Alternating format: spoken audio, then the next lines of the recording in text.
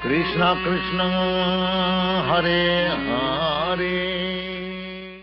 Calcutta, 1896, the capital of India, the crown jewel of the British Empire, an elegant city of wide avenues and spacious parks. It is here that Aboy Charanaravinda Bhaktivedanta Swami is born. A pure devotee of Krishna from birth, Aboy Charan is raised in a well-to-do mercantile family. From infancy, he goes with his father to the Radha Krishna temple, and at age 4, the child spontaneously begins worshipping similar deities in his home.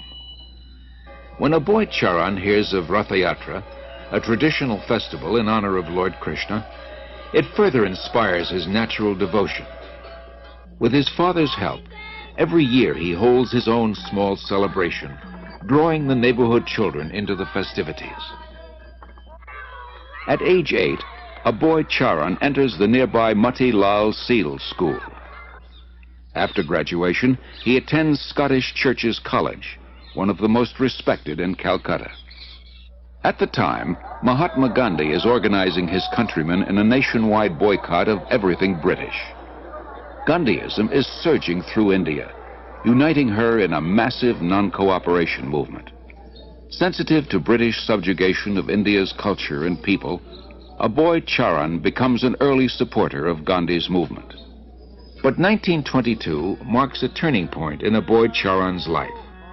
He meets Srila Bhaktisiddhanta Saraswati Goswami, the greatest devotee of Krishna of his time. Srila Bhaktisiddhanta belongs to the disciplic succession of spiritual masters extending back to Lord Krishna himself. He convinces Aboy Charan that Krishna's spiritual message transcends India's dependent position. Nothing is more important. He requests Aboy Charan to spread Krishna consciousness in the Western world.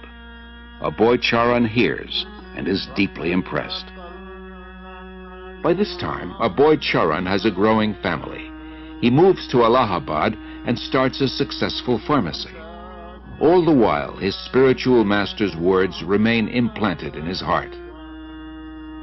In 1933, he becomes a disciple of Srila Bhaktisiddhanta, who comments, "He will do everything in due time." 3 years later, Srila Bhaktisiddhanta leaves this world, after again requesting Aboy Charan to preach in English. Aboy Charan takes his words to heart and starts writing prodigiously. In 1944, he single-handedly begins publishing and distributing Back to Godhead, a fortnightly. The first issue addresses the crisis of war.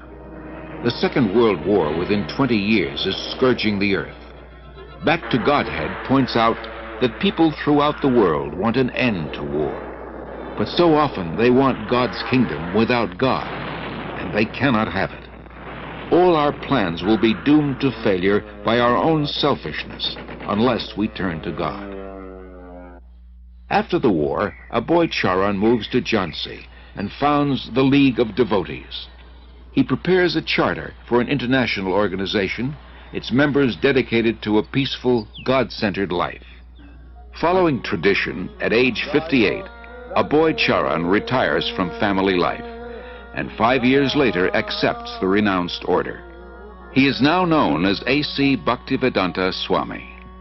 He lives alone in the historic medieval temple of Radha Damodar in Vrindavan, engaged in deep studies and writing. It was in Vrindavan that Lord Krishna revealed his pastimes 50 centuries ago, and saintly persons throughout the ages have worshipped this land as the most sacred on earth. Unlike other holy men who live there, Bhaktivedanta Swami is not thinking of retiring. For him, Vrindavan is a source of inspiration, an ideal place to chant, worship, and write. Here he begins work on his life's masterpiece, translation and commentary on the monumental devotional classic Srimad Bhagavatam.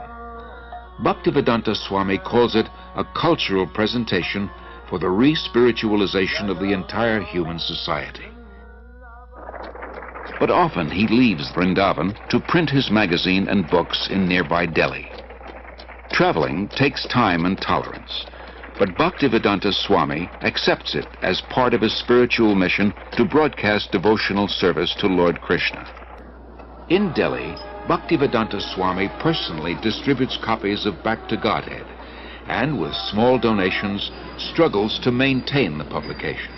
By 1964, Bhaktivedanta Swami completes 3 volumes of Srimad Bhagavatam. Prime Minister Lal Bahadur Shastri lauds his accomplishment and recommends his books for placement in India's public libraries.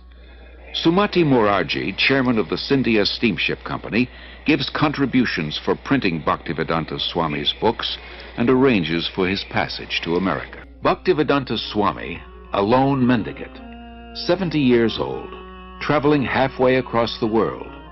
His only resources, the message he carries and his unflinching faith. The voyage on the Jaladuta proves a great trial. Bhaktivedanta Swami endures seasickness and then suffers severe chest pains. In 2 days he has 2 heart attacks. If another comes, he thinks he will surely not survive. But gradually he recovers. He writes, "I feel today better, but I am feeling separation from Vrindavan. I have no qualification, but I have taken up the risk just to carry out the order of my spiritual master." September 17th, 1965. The Jaladuta arrives in Boston Harbor.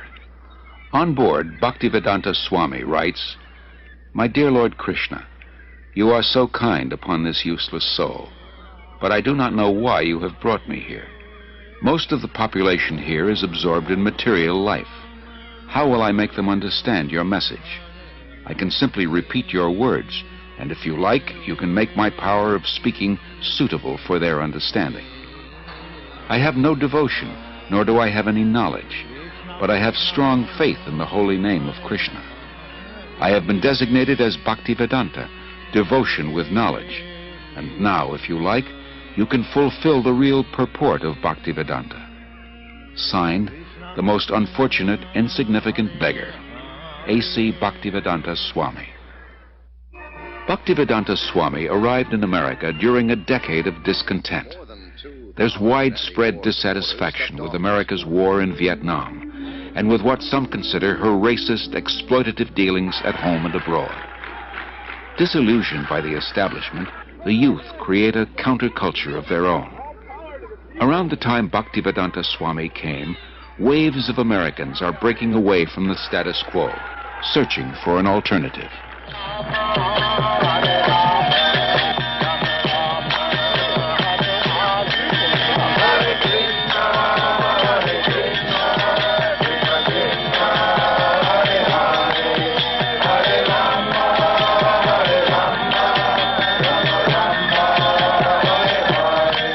Krishna was all along preparing something, Bhaktivedanta Swami later wrote, and he brought you to me one by one, sincere boys and girls, to be trained in Krishna consciousness. Now I can see that it is a miracle. Otherwise, one old man with only a few books to sell for barely getting food, how could he survive, what to speak of introducing a God-conscious movement in a materialistic society? For Bhaktivedanta Swami, these are happy days. Singing and speaking with the vigor of a young man, he brings the Hare Krishna movement into the public eye, by chanting in the parks, by distributing Back to Godhead magazine, by holding free Sunday love feasts. Many are attracted. His hopes for the future expand without limit. The Hare Krishna movement has taken root.